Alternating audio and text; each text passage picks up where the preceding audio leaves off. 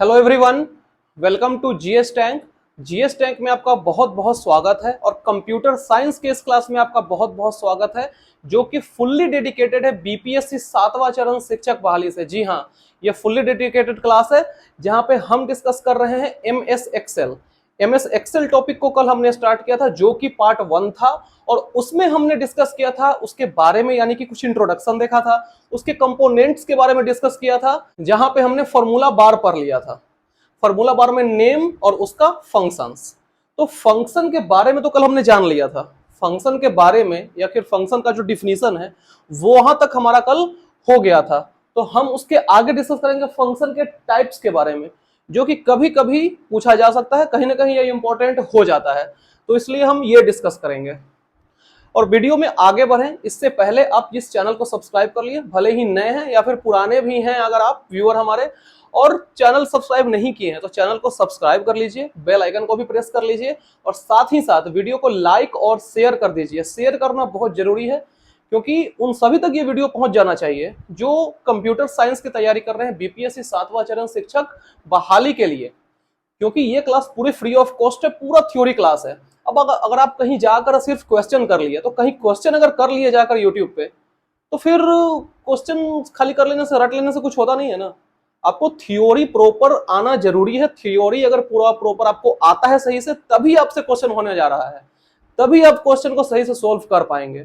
तो इसलिए थ्योरी बहुत जरूरी है, इसलिए हम पहले थ्योरी लाए हैं। थ्योरी कंप्लीशन होने के बाद, थ्योरी कंप्लीट होने के बाद हम लाएंगे एमसीक्यू का सीरीज। तो इसलिए इस पूरे वीडियो को, जितने वीडियोस हैं आप जो भी देखते हैं, सबको आप शेयर कर दिया कीजिए।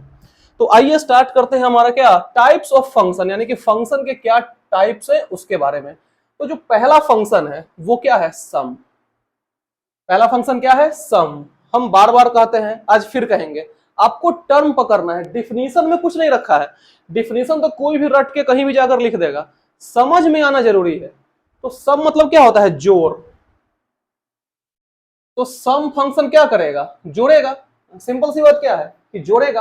अब डिफिनीशन को हम एक बार पढ़ देते हैं, समझ में तो आपको आ ही जाएगा। Use to add all values provided as argument. Argument क्या होता है ये कल हम आपको बता दिया था कि नेम होता है, उसके बगल में आर्गुमेंट होता है, जहां पे अलग अलग फंक्शंस लिखे रहते हैं, जो जो ऑपरेशन परफॉर्म होने वाले हैं वो।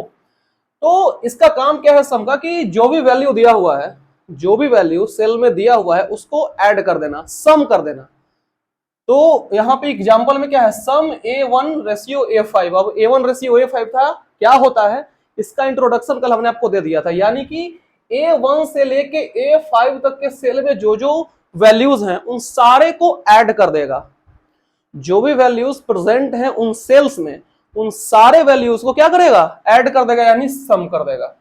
आई होप कि ये सम आपका पूरा क्लियर हो गया होगा। अगर आपका सम क्लियर हो गया है तो बाकी में कुछ नहीं है, ये भी हम आपको बता दे रहे हैं।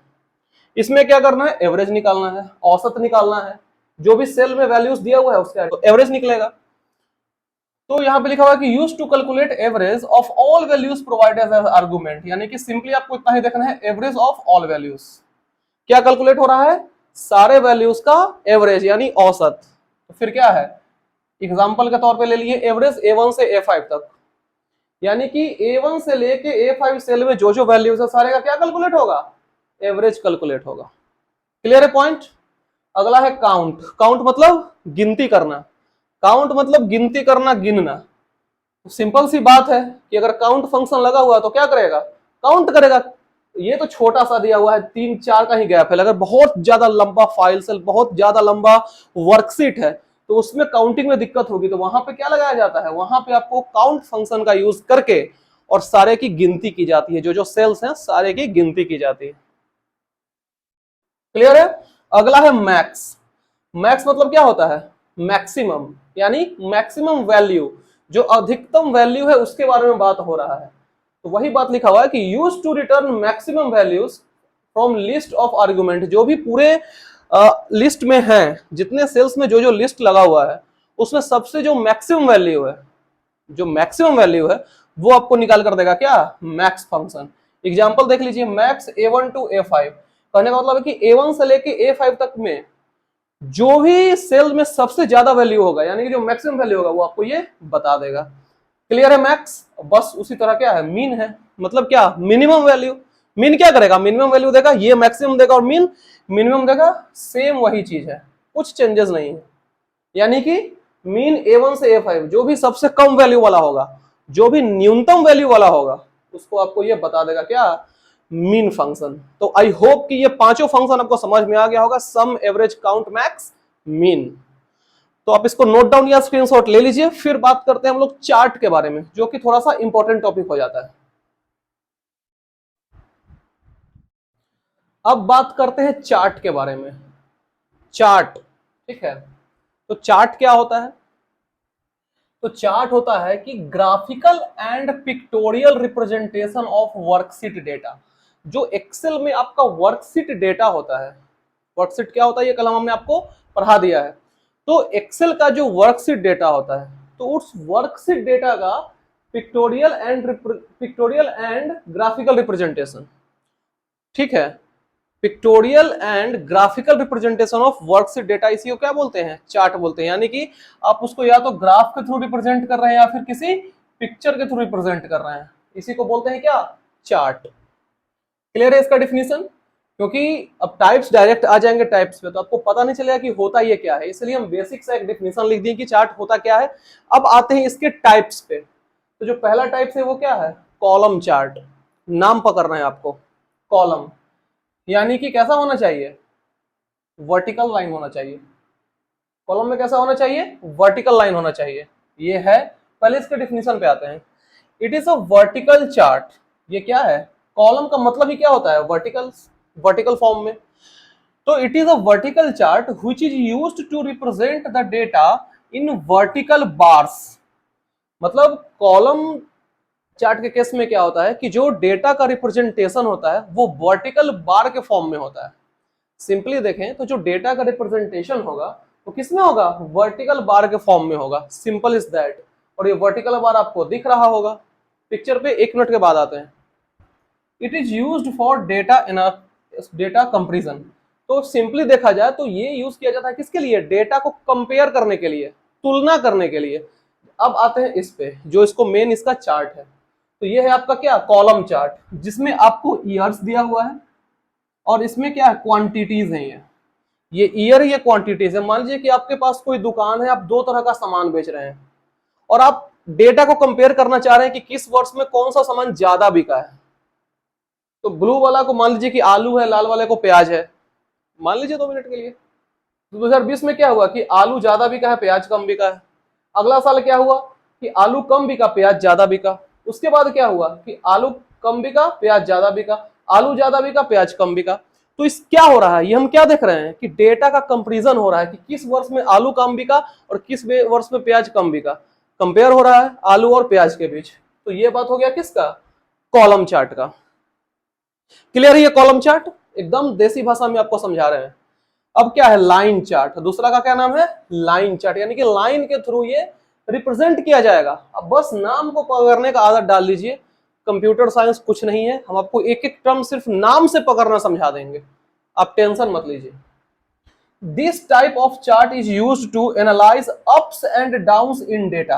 आप देख रहे हैं कि जो एनालिसिस हो रहा है डेटा का, वो क्या हो रहा है, अप्स एंड डाउन्स। जैसे शेयर मार्केट होता है ना, अप्स डाउन्स चलते रहता है शेयर मार्केट में, ठीक उसी तरह उसमें क्या यूज किया जाता है, शेयर मार्केट को देखने के लिए लाइन चार्ट का यूज किया जाता है। लाइन चार्ट का वहां पे यूज किया जाता है किसके लिए, अप्स एंड डाउन्स देखने के लिए। सिंपली क्या है, तो ये लाइन को ही तो ड्रॉ किया जा रहा है, लाइन का ही पिक्टोरियल रिप्रेजेंटेशन है, ये वही है ना। अब देखिए यहाँ पे फिर हम लोग आलू प्याज को लाते हैं। यहाँ पे 20, 21, 22, 23 ये वर्ष है, ये लाइन चार्ट का, ये था आपका कॉलम चार्ट, ये लाइन चार्ट। और ये फिर यहाँ पे क्वांटिटी है, किस वर्ष कितना बिका, किस वर्ष कितना बिका वो सिंपली बताया जा रहा है।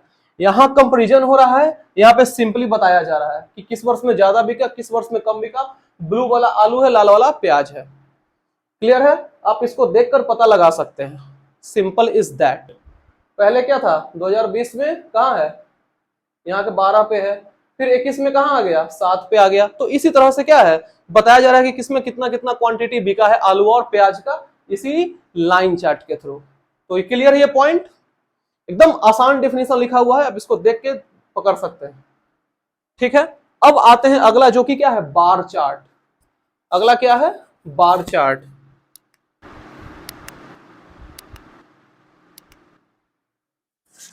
तो बार चार्ट के केस में क्या है कि it is the horizontal bar, it is horizontal bar which is used to analyse the data. यहां भी क्या हो रहा है, डेटा एनालिसिस के लिए ही यूज किया जा रहा है किसको, बार चार्ट को भी। लेकिन ये क्या है कि it is opposite to column chart. अभी हमने पढ़ा है क्या यहाँ पे, कॉलम चार्ट। यहां भी आपका डेटा को कंपेयर किया जा रहा है, एनालिसिस किया जा रहा है, यहां भी डेटा को कंपेयर किया जा रहा है, एनालिसिस किया जा रहा है। बात सेम सेम है, लेकिन अंतर कहां आ रहा है, अंतर आ रहा है वर्टिकल और हॉरिजॉन्टल फॉर्म में। जो कॉलम चार्ट है वो किस फॉर्म में है, वो है वर्टिकल फॉर्म में। और यही बात करें अगर बार चार्ट की, तो ये किस में है, ये है आपका हॉरिजॉन्टल फॉर्म में। वर्टिकल, हॉरिजॉन्टल, काम एक ही हो रहा है। यहां भी आलू प्याज का ही एनालिसिस हो रहा है। ब्लू वाला आलू, लाल वाला प्याज, इधर वर्ड्स है, यहाँ पे क्वांटिटी है। यहाँ पे क्या था कि नीचे में वर्ड्स था, साइड में क्वांटिटी था। इसमें क्या है कि साइड में वर्ड्स है, नीचे में क्वांटिटी है। अब आप पता लगा सकते हैं कि ये दोनों एक दूसरे का अपोजिट है। क्लियर है ये पॉइंट। यहां भी सेम काम हो रहा है, बस नजरिए का फर्क है। इसको वर्टिकल फॉर्म में रिप्रेजेंट किया जा रहा है, इसको हॉरिजॉन्टल फॉर्म में रिप्रेजेंट किया जा रहा है, काम एक ही हो रहा है। ठीक है, ये बात हो गई किसकी, बार चार्ट की। अब बात करते हैं एरिया चार्ट के। नाम से क्लियर हो जाना चाहिए, एरिया चार्ट यानी कि ऐसा चार्ट जो थोड़ा सा एरिया कवर कर रहा हो। नाम से आपको ये क्लियर होना चाहिए कि एरिया चार्ट क्या कर रहा है, एरिया थोड़ा सा कवर कर रहा है। अब किस फॉर्म में कर रहा है, आइए डेफिनेशन देखते हैं। It is just like line chart. Line chart अभी हमने पढ़ा है। लाइन चार्ट में क्या था कि लाइन के थ्रू आपका रिप्रेजेंट किया जा रहा है डेटा को। मतलब ये हम ऐसे ही आपको देसी भाषा में समझाने के लिए बोल रहे हैं। डिफिनेशन कहता है अप्स एंड डाउन्स के लिए, लेकिन हम बोल रहे हैं लाइन के लिए। क्यों, क्योंकि नाम में ही लाइन लगा हुआ है, तो आपको और अच्छे से क्लियर हो जाएगा। एरिया चार्ट के केस में क्या होता है कि ये किसके जैसा है, लाइन चार्ट के जैसा है। लेकिन इसमें क्या है कि gaps are filled with colour in area chart. Line के केस में क्या था कि कहीं कोई गैप को भरा नहीं जा रहा है, सिंपली एक लाइन ड्रॉ करके अप्स डाउन्स को एनालिसिस किया जा रहा है।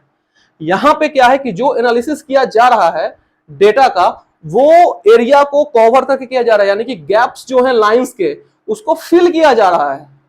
आई रिपीट, जो गैप्स हैं, जैसे मान लीजिए कि ये भी एक तरह से तो लाइन ही ड्रॉ हो रहा है ना, ये भी लाइन ड्रॉ हो रहा है। यहाँ पे ईयर है, यहाँ पे क्वांटिटी है, यहाँ आपका लाइन ड्रॉ हो रहा है हर जगह।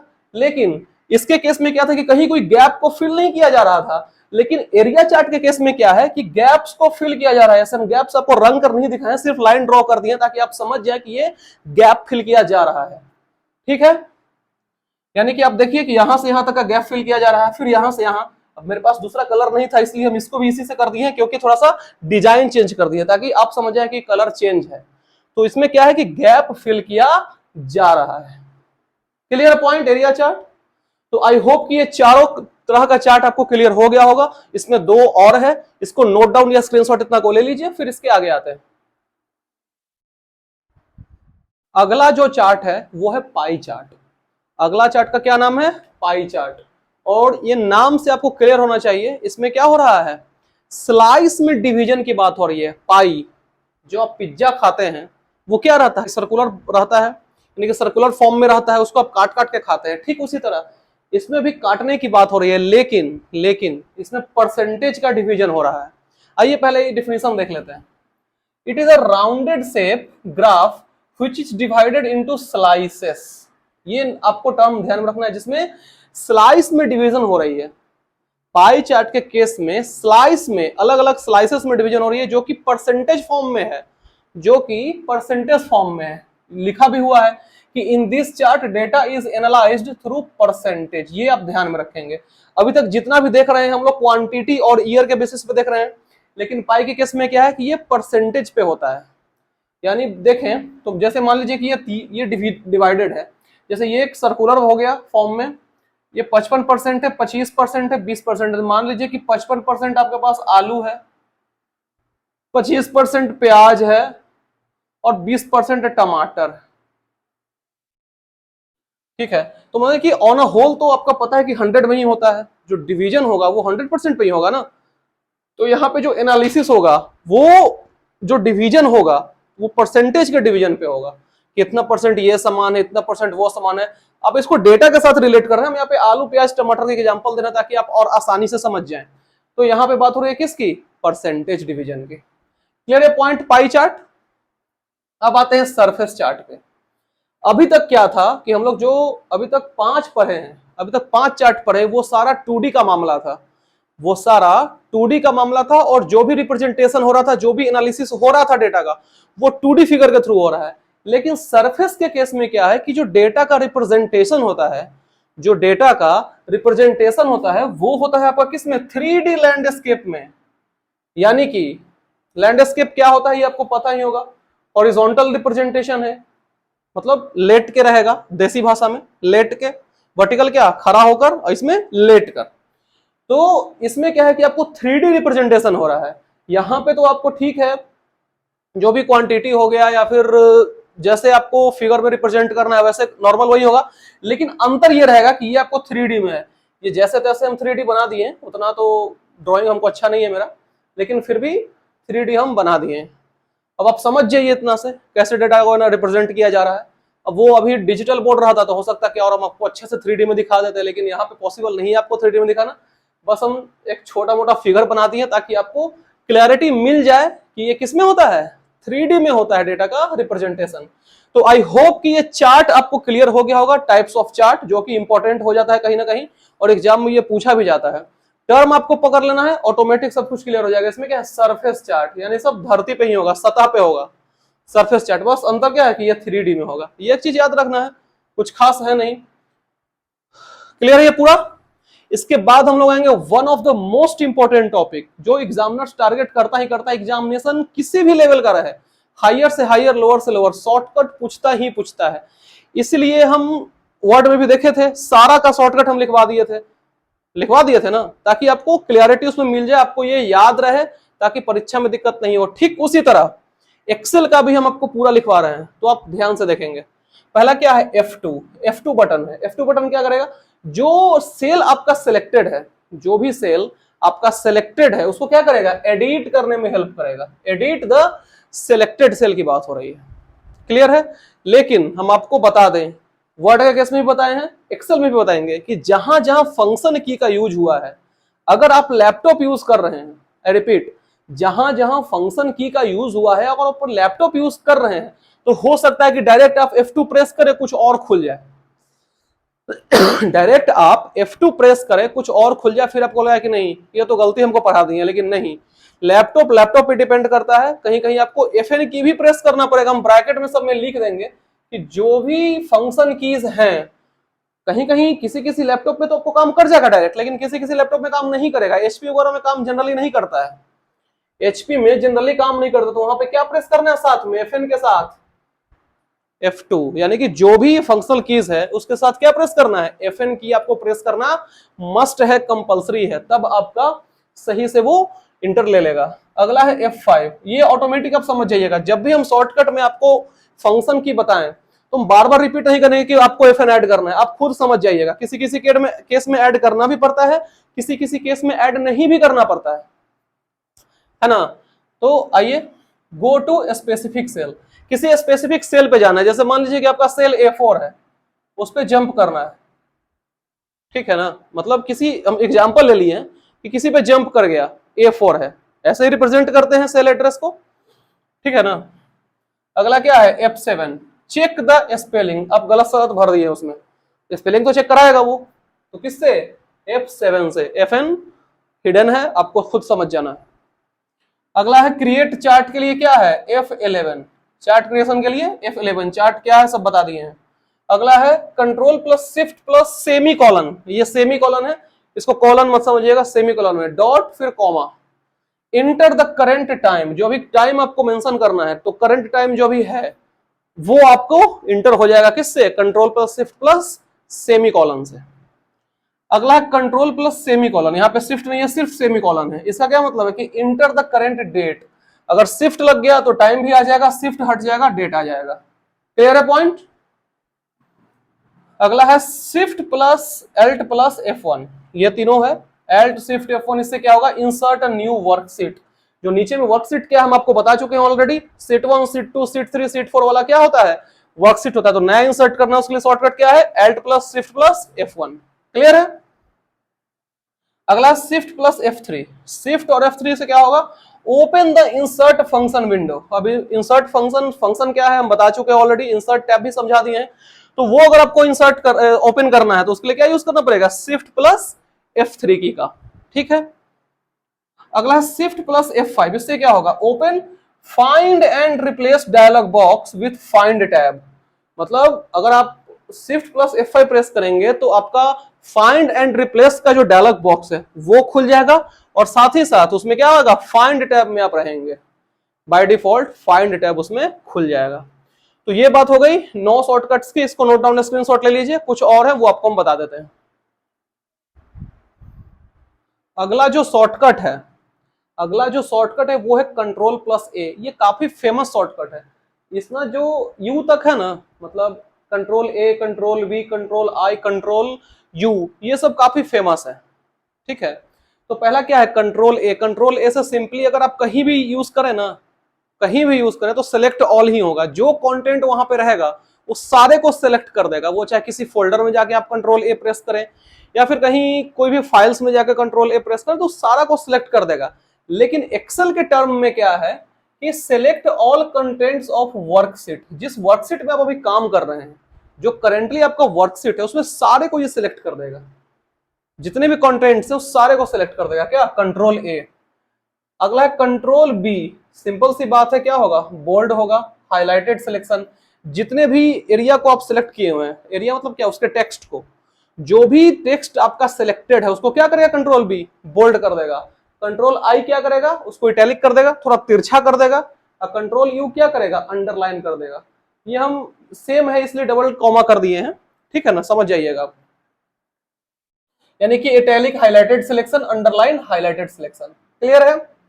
अगला है कंट्रोल के, इंसर्ट लिंक। किसी लिंक को आपको डालना है सीट में, किसी लिंक को आपको सीट में इंसर्ट करना है, उसके लिए क्या डालेंगे, कंट्रोल के। कंट्रोल पी तो बहुत फेमस है, ये तो आप बार बार यूज करते ही होंगे, प्रिंट के लिए यूज किया जाता है। मतलब प्रिंट डायलॉग बॉक्स यूज आ जाएगा, कंट्रोल पी प्रेस करने से क्या होगा, जो प्रिंट का डायलॉग बॉक्स है वो ओपन हो जाएगा। आप जो भी उसमें सेटिंग्स हैं, कोई भी चेंजेस करने हैं वो आप करके प्रिंट पे क्लिक करेंगे, प्रिंट हो जाएगा। कंट्रोल जेड, इसका चर्चा हम पहले भी किए हैं। क्या होता है, अनडू, यानी कि जो हो चुका है, वर्ड पकड़ना है, डू अन माने हो चुका है उसको क्या करना है, रिवर्स कर देना है। अन मतलब नहीं, निगेटिव, यानी कि लास्ट एक्शन, जो लास्ट एक्शन आप किए हैं। जैसे मान लीजिए कि आप अपना नाम लिखे GREEN, ठीक है, GREEN, इसको आप ठीक कर दिए, GREEN कर दिए, और फिर कंट्रोल जेड कर दिए तो GREEN आ जाएगा। मतलब रिवर्स एक्शन आपका आ जाएगा। क्लियर है। अगला कंट्रोल प्लस F9, मतलब मिनिमाइज करंट वर्कबुक। जिस वर्कबुक पे अभी आप काम कर रहे हैं, जिस वर्कबुक पे आप काम कर रहे हैं, वर्कबुक क्या हो, कलेक्शन ऑफ वर्कशीट्स। तो जिस वर्कबुक पे काम हो रहा है उसको क्या करेगा, ये मिनिमाइज कर देगा। मिनिमाइज क्या होता है ये आपको पता है। F10 क्या करेगा, कंट्रोल प्लस F10 उसको मैक्सिमाइज कर देगा। मैक्सिमाइज करेंटली सिलेक्टेड वर्कबुक, जो जो वर्कबुक आपका सिलेक्टेड है उसको कंट्रोल प्लस F10 मैक्सिमाइज कर देगा। क्लियर है पॉइंट। अगला control plus F6, control plus F6। अब यहां पर फंक्शन की चल रहा है तो Fn आप अपने आप समझ जाएंगे, बार बार हम नहीं बताएंगे। स्विच बिटवीन ओपन वर्कबुक्स, कुछ वर्कबुक आप ओपन करके रखे हुए हैं, यानी कि 8-10 वर्कबुक वर्कशीट आप ओपन करके रखे हुए हैं, 8-10 वर्कशीट आप ओपन करके रखे हुए हैं। उसमें आपको स्विचिंग करनी है, तुरंत 4 पे जाना है, तुरंत 6 पे जाना है, तुरंत 8 पे जाना है। यूज क्या करेंगे आप, कंट्रोल प्लस F6 का। क्लियर है। अगला क्या है, control plus page up. Page up button press करेंगे कंट्रोल के साथ तो क्या होगा, move to previous sheet between worksheets. आप किसी वर्कशीट पे भी काम कर रहे हैं, इसके पहले वाले जो वर्कशीट है उस पर अगर आपको जाना है प्रीवियस, तो क्या प्रेस करेंगे, कंट्रोल प्लस पेज अप। अगर पेज डाउन प्रेस करेंगे तो क्या होगा, control plus page down. Move to next sheet between worksheet, worksheet में अगले सीट पे जाना है, अगले सीट पे जाने के लिए क्या करेंगे, कंट्रोल प्लस पेज डाउन। ठीक है। अगला है control plus tab. Control plus tab की प्रेस करेंगे, उससे क्या होगा, मूव बिटवीन 2 और मोर एक्सेल फाइल्स। आप 2 या 2 से अधिक एक्सेल फाइल्स के बीच में मूवमेंट करेंगे, पहले ये पहले वो, पहले ये पहले वो, वैसे। अगला है एल्ट प्लस इक्वल, ये इक्वल का साइन है, एल्ट प्लस इक्वल क्या करेगा, create a formula for sum of the above cell. थोड़ी देर पहले हमने सम फंक्शंस को पढ़ा था। वही बात यहां पे हो रही है कि सम ऑफ ऑल एबव सेल, जो भी पढ़ा था ना अभी सम A5 A1, वही वाला बात होगा कि जो भी सेल्स है उस सारे के वैल्यूज को सम कर देगा, ऐड कर देगा, क्या एल्ट प्लस इक्वल। अगला है शिफ्ट प्लस होम। अगर आप शिफ्ट प्लस होम प्रेस करेंगे तो क्या होगा, ऑब्वियस सी बात है, अगर सिंपली आप होम प्रेस करते हैं तो सबसे पहले वाले पे कर्सर मूव कर जाता है। किसी केस अलग केस की बात कर रहे हैं, किसी अलग केस की बात कर रहे हैं, हम यहाँ पे एक्सेल की बात नहीं कर रहे हैं अभी। अगर आप सिर्फ होम प्रेस करते हैं तो क्या होता है, अगर मान लीजिए कि जैसे किसी को रीनेमिंग कर रहे हैं, किसी फोल्डर को रीनेम कर रहे हैं, आप होम प्रेस किए तो उसका कर्सर सबसे पहले चला जाएगा। ठीक उसी तरह अगर आप शिफ्ट प्लस होम एक्सेल में प्रेस करते हैं, एक्सेल के अंदर अगर प्रेस करते हैं शिफ्ट प्लस होम तो क्या होगा, go to first cell in the current row. जो जिस रो पे आप काम कर रहे हैं, जिस रो पे आप काम कर रहे हैं उस रो के सबसे ऊपर में चला जाएगा, फर्स्ट सेल में चला जाएगा। क्लियर है पॉइंट। अगला है कंट्रोल प्लस स्पेस। अगर आप कंट्रोल प्लस स्पेस प्रेस करते हैं तो सिलेक्ट इंटायर कॉलम, पूरा कॉलम को ही वो सिलेक्ट कर देगा, पूरे कॉलम को वो सिलेक्ट कर देगा। और यहीं अगर शिफ्ट प्लस स्पेस प्रेस करते हैं तो सिलेक्ट इंटायर रो, वो पूरे रो को सिलेक्ट कर देगा, इंटायर रो, एक भी नहीं छूटेगा, इंटायर रो को सिलेक्ट कर देगा। ठीक है। अगला है control plus shift plus exclamation. Control plus shift plus exclamation क्या करेगा कि फॉर्मेट नंबर इन कॉमा फॉर्मेट। सुनने में तो थोड़ा सा अजीब लग रहा होगा, हम समझाते हैं।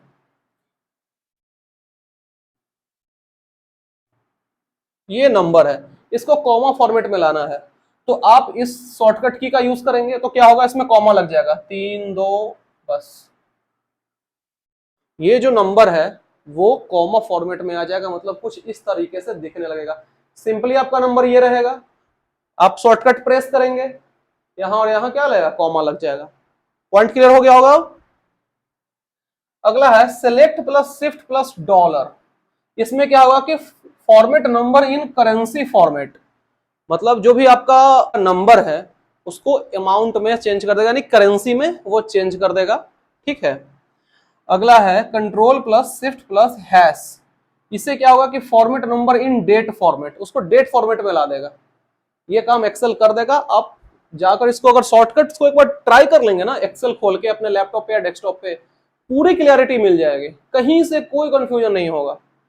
अगला है control plus shift plus at the rate. इससे क्या होगा कि format number in time format, जो प्रोवाइडेड नंबर है उसको टाइम फॉर्मेट में ये चेंज कर देगा, कन्वर्ट कर देगा। ठीक है। और इसमें एक और है control plus shift plus percentage, वो हम लिखे नहीं थे, जगह नहीं था। Control plus shift plus percentage, उसमें क्या होगा कि format number in percentage format, वो नंबर को परसेंटेज फॉर्मेट में ला देगा। ये एक हो गया। ठीक है। तो टोटल आपका 31 हो गया, जो भी परसेंटेज वाला बताए थे। तो ये 31 इंपॉर्टेंट आपके शॉर्टकट्स हैं, जो कि बहुत ज्यादा इंपॉर्टेंट हो जाते हैं कभी कभी। तो ये सारे को आप ध्यान में रखेंगे, और हम फिर वही कहेंगे कि इस सारे को रिवीजन एक बार कर लेंगे ना, रिवीजन इन द सेंस कि वो एक्सेल शीट खोल के आप सारे को एक एक बार थोड़ा सा ट्राई कर लेंगे ना, मतलब प्रैक्टिस कर लेंगे, कहने का ये मतलब है। तो आपको अच्छे से क्लैरिटी पूरा मिल जाएगी। ठीक है। पूरे अच्छे से आप समझ जाएंगे, आपको समझ में आ जाएगा। तो ये था हमारा पूरा क्या, एमएस एक्सेल। इस तरह से हमारा पूरा एमएस एक्सेल कंप्लीट हो गया है। तो इस पूरे वीडियो से रिलेटेड कोई भी सवाल या सुझाव है, कोई कुछ भी, अगर कोई कहीं भी कोई तकलीफ है, परेशानी है, तो आप मुझे कमेंट सेक्शन में जरूर बताइए। हम आपके तकलीफ को, परेशानी को सोल्व करने की पूरी कोशिश करेंगे। कमेंट में जरूर बताइए कि क्या है प्रॉब्लम, या फिर कुछ भी अगर अच्छा भी लगे वीडियो को तो वो भी कमेंट करके बता दीजिए कि हाँ अच्छा लगा, या फिर सब कुछ समझ में अच्छे से आ गया है। और अगर अच्छा लगा हो तो फिर लाइक भी कर दीजिए, वीडियो को शेयर भी कर दीजिए, और चैनल को सब्सक्राइब तो कर ही लीजिए। एक्सेल कंप्लीट हो गया, तो हमारा वर्ड और एक्सेल कंप्लीट हो गया है। अब करेंगे क्या हम लोग, पावर पॉइंट। अब हम लोग पढ़ेंगे पावर पॉइंट, जो कि अगला क्लास रहेगा कल संडे। कल तो वीडियो नहीं आएगी, परसों मंडे को आएगी। तो फिलहाल इस वीडियो में इतना ही। देखने के लिए आपको बहुत बहुत धन्यवाद। फिर मिलते हैं अगले क्लास में, तब तक के लिए thank you so much. Bye bye, take care.